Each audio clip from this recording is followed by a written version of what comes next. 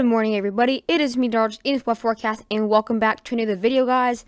As you can tell by the title, we're gonna keep on looking at these excessive heat waves over here through parts of much of the country. It actually spreading more to the east now, so we have a lot of areas now for the Midwest and the East Coast that have huge problems right now, dangerously over heat here. We're going to have triple digits for a very long time for some of these areas that don't really expect to have triple digits this early in the summer. But guys, before we get to this video, please do not forget to like and subscribe to my YouTube channel. Be sure to like this video for that lets me know that you like videos like these, so I can do more of these when this occurs. And also be sure to share this channel, guys, for those people who you think will love this channel. For daily uploads, and also be sure to subscribe if you want daily uploads to possibly even triple uploads a day. So guys, we have a lot of new updates on the excessive heat and dangerously heat. If you guys want to know if you're going to be affected by it, what active alert, and also how long it's going to last, well, that'll all come right up. Alright guys, so as you can tell, we're going to be looking at the National Weather Service, and we have a lot of colors here, like a lot of colors. Probably the most colors I've ever seen on the US for the National Weather Service, really. But we have a lot of new changes on the active alerts, so that's why we're going to be looking at this too. So we're going to be looking at some areas that are just a bit outside of this. So we actually do have in this orange color, we do have for the East Coast heat advisories. So that's where we could have some dangerously heat, but not really huge threat. So that's why we see some heat advisories, so it won't be extremely bad. We also have some heat advisories for the South Central and for the Ozarks for Arkansas, Missouri, Texas, Louisiana, Mississippi. And then we also have that for parts of Wisconsin, for the Brookfield, Wisconsin area, for the Milwaukee area. We also have them also around for parts of central Nebraska and Kansas and parts of South Dakota. So we have a lot of heat advisories, as you can tell, like a lot of heat advisories. That's how widespread it's going to be. And as you can tell, we have a lot more colors compared to last time. So in this very kind of dark pink color and a purple, we do have excessive heat warnings. So that's where we can really have some very warm temperatures, way above average for some areas. So we have some 70s and low 80s for these areas. We're going to be getting up to the high 90s, guys, and possibly low 100s in these areas, especially for the Kansas area and Oklahoma area. And these triple digits won't just last a day or so. They'll last about a couple weeks, too. So we do have excessive heat warnings for Oklahoma City, for the Wichita area, for the Springfield, Illinois area, for the Joplin area, Jefferson City, Des Moines. Those areas are all under excessive heat warnings. And then we also have for Chicago and for the Louisville area, for Columbus and Indianapolis. We do have excessive heat watches. So that's where we can also have some very warm temperatures there, but not as bad. They will still be extremely humid and bad. And then we also have that for the Buffalo area. So that was that. That's basically all we have basically for the heat advisories and all that. So we're actually been looking at the 6 to 10 day outlook. So as you can tell, we are going to have a cold front right now for the eastern part of the country. But wow, for the western part of the country, it's really going to get really bad. This ridge will change very soon and bring in very warm temperatures. And I mean very warm for these areas in the Midwest, the Southeast, and for the Ohio Valley. We'll really have some really warm temperatures. But right now, we could see maybe 1 to 2 degrees below average for parts of the Northeast, for the Ohio Valley area, and for the Mississippi River Valley too. We also have that for parts of Oklahoma and all that. And then we do have some warmer temperatures possibly for the East Coast, just right on the coast, really, not really far inland. It's going to be for this New England area and the Mid-Atlantic area. And then we'll see some warmer temperatures for Miami. We actually broke last night temperatures. We broke some records in Miami yesterday for the low. It was 84, really bad. And then we also have some very warm temperatures for the Idaho area and in parts of the West Coast. And then we'll see some extremely warm temperatures for parts of the Four Corners in the Pacific Northwest. So that was that. So now we're going to be looking at the 8 to 14 day outlook. So this looks a bit more different. We're going to have more widespread below average temperatures for parts of the East Coast. We will be seeing the coldest for parts of northern Georgia, for the Appalachian Mountains there, for the Northeast. That's where we can see 2 to 3 degrees below average. But again, this won't last really long. And then we'll have some other areas that can get below average, like the Northeast coast, for the New England area, all the way to the South Central, parts of the plains in the Midwest, even all the way to Wisconsin is where we can see some below average temperatures. We're also going to actually see above average temperatures for Florida for a very, very long time. So Florida, you're not going to be seeing these cooler temperatures unless you live in the Panhandle area. But as you can tell, the ridge is going to be right here, just separating right through the Dallas area and central Texas. That's where we'll bring in above average temperatures for parts of the southern tip of Texas, for parts of the southwest, especially for the coast of California, where we can really, really expect some very warm temperatures there. And then for the west coast, upper Pacific Northwest, we could see maybe 1 to 2 degrees above average. And then for the California, we can actually see 2 to 3. But trust me, when you guys look at these real-time temperatures, you're really going to be really surprised. So now we're going to be looking at the precipitation. We will be seeing below average precipitation for much of the areas that can see below average. So it's not going to be really cold and wet. So that's good. It'll be cold and dry. And then for the areas that will be warm, they're going to be wet and warm. So that's actually even better instead of being warm and dry.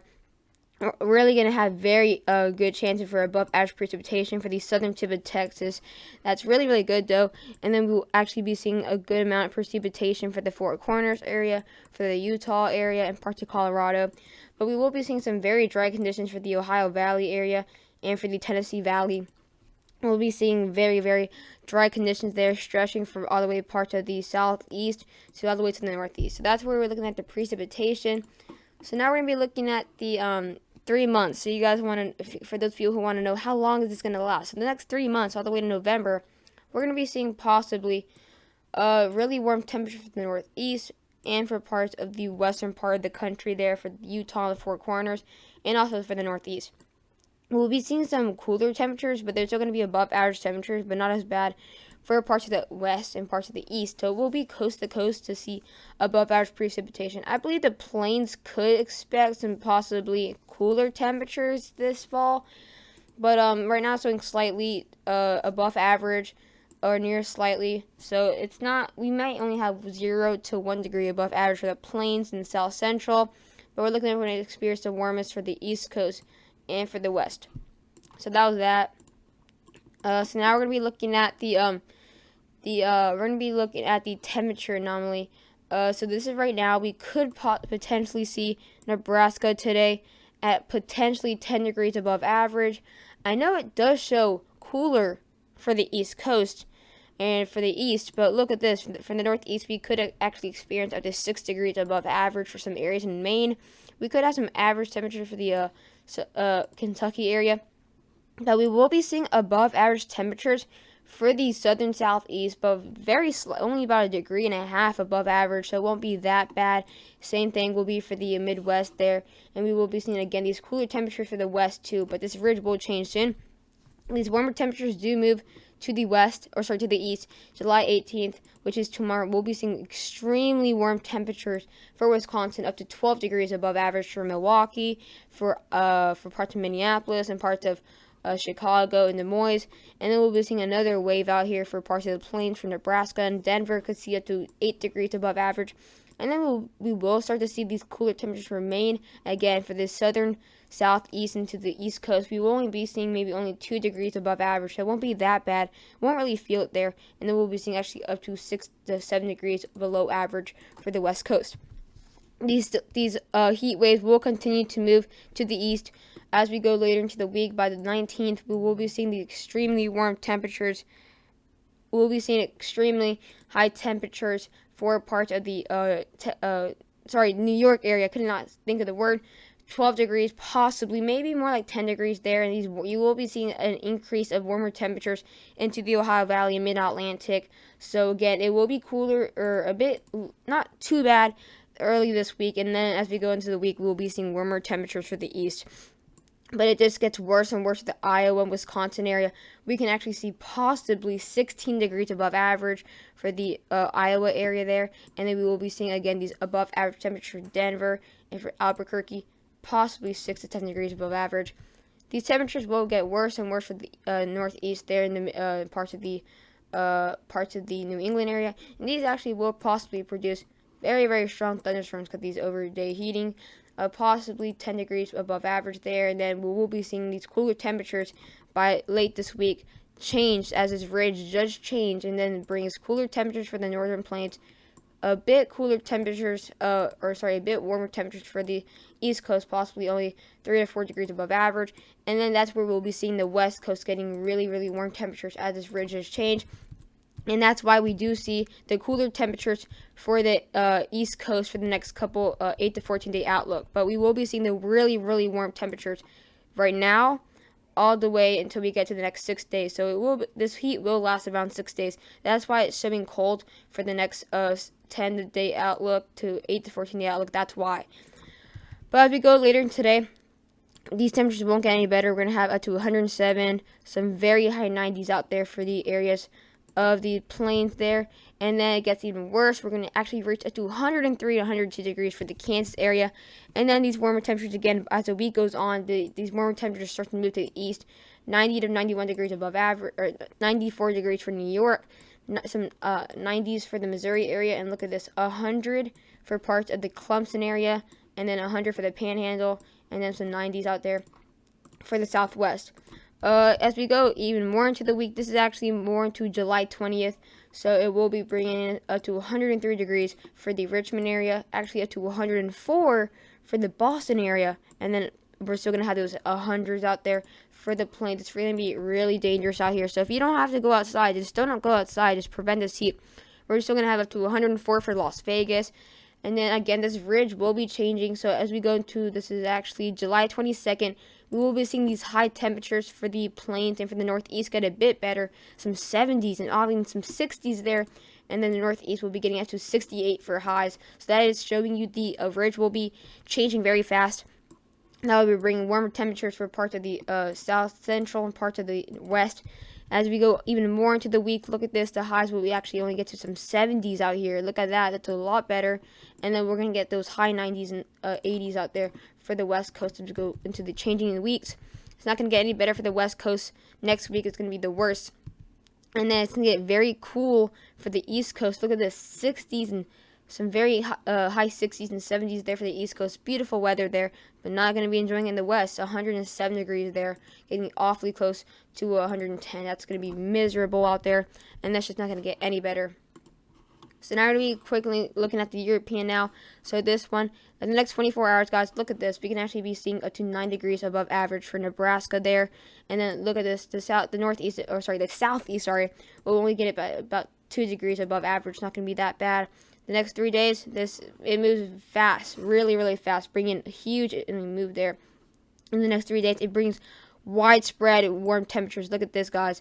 Possibly up to 9 to 13 degrees above average for the Iowa area, Wisconsin, Detroit. And look at these mid-Atlantic temperatures up to possibly 7 degrees above average. And this stretches all the way to the Denver area up to 10 degrees above average. But again, this ridge does start to change it. Look, it does. By the 22nd of July, we are still going to have very warm temperatures for the northeast, up to 9 degrees above average. And then we're going to have this heat wave stretch coast to coast right here. That's where we're going to have these warmer temperatures for more of the southern part of the country. And then that's where we'll be seeing these cooler temperatures by up to 5 to 6 degrees below average. So by next week, we'll be talking about cold temperatures then instead of warm. So it's going to change just like that. And that's going to be bringing very cool temperature for the southeast. And then that's going to be, of course, bringing very, very warm temperatures out there for the West Coast. And then, yeah, it's going to be like that for a couple days. And then eventually bringing in some more warmer temperatures for the North Central again. So that was that. So now we're going to quickly looking at the temperatures again. So we are going to be seeing actually today a maximum of 114 degrees for parts of the southern part of Arizona. It's going to be even worse in the next 3 days. It will be stretching again to the east, bringing some 90s out there for Milwaukee, bringing some 90s for the Mid-Atlantic, and bringing in some 100s out there, right there too, for parts of the Southwest. As we go on more to the week, again, this ridge will actually bring in some possibly 50s out there in the northeast. Wow, it feels good there, how it could change just like that. And then the west just is not looking good for next week. If you thought this week was bad, oof, you can get it to 115 degrees maximum for July 24th there. And that's just not, by the next 10 days, it's still going to be miserable up to 111 degrees there, all the way to possibly Portland 100 degrees. And then this warm temperatures will start to spread into the South Central again. So guys, I hope you guys enjoyed this video. Please do not forget to like and subscribe to my channel, guys. And I'll be doing a severe weather outlook by 3 o'clock. See you guys.